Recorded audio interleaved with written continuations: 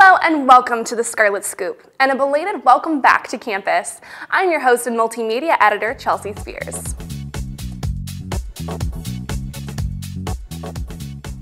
This is a copy of the Lantern's paper commemorating the Buckeyes' national championship win. A lot of you have been asking, and we are out of this print edition. But we're printing a new, different special edition of the championship win that will be distributed Friday, January 23rd. That's the day before the public celebration honoring the national champs at Ohio Stadium. The papers will be handed out at the shoe during that event, or you can pick up a copy at all of our normal newsstands. You can also purchase the Lantern's book, Against All Odds, which includes photos and articles from the national championship season. You can buy it on Amazon or on kcisports.com. Well, after that big win for the Bucks, you might have noticed even more students donning scarlet and gray than usual. Well, there's a reason for that. Assistant Multimedia Editor Hannah Chinetsky explains why. Studies show that after a team wins a big game, fans of the team are more likely to wear their apparel afterwards. But if they lose, the racks stay stocked. I totally agree, and we see it every day. Definitely business is a lot bigger when we win, and we see the decrease when we lose. A recent study conducted by Ohio State professors found that students are more than twice as likely to wear their team's apparel the day after a win. Some even show their spirit all week long. I wore a shirt on Monday, of course, because they were playing. On Tuesday, I wore another shirt, and I think I actually wore another one Wednesday. So I've kind of exhausted all my Ohio State shirts, so decided to pick one up here that says National Champion on it. So I'm a diehard fan. I usually wear apparel no matter what. So. Fans were dying to get their national championship gear as early as 7 a.m. on Tuesday morning. It's been great.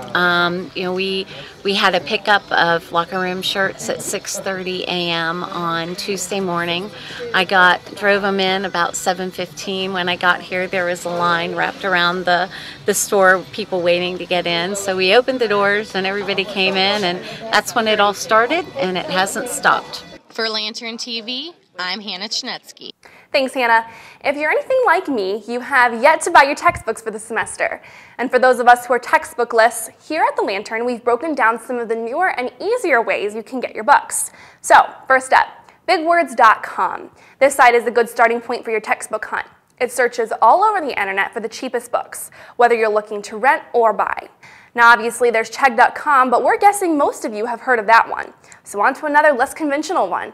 Packback Books. This site lets you rent textbooks on demand and uses a sort of pay-per-use kind of system where you can buy a book for just one day's time.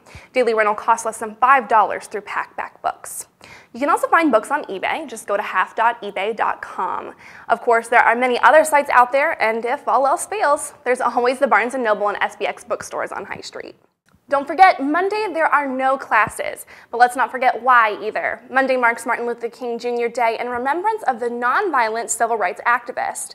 On Wednesday, Reverend Al Sharpton came to Ohio State to speak at the university's 43rd MLK celebration, and he had a message for OSU students. They should continue the activism this on the actual eve of the birthday of Dr. Martin Luther King.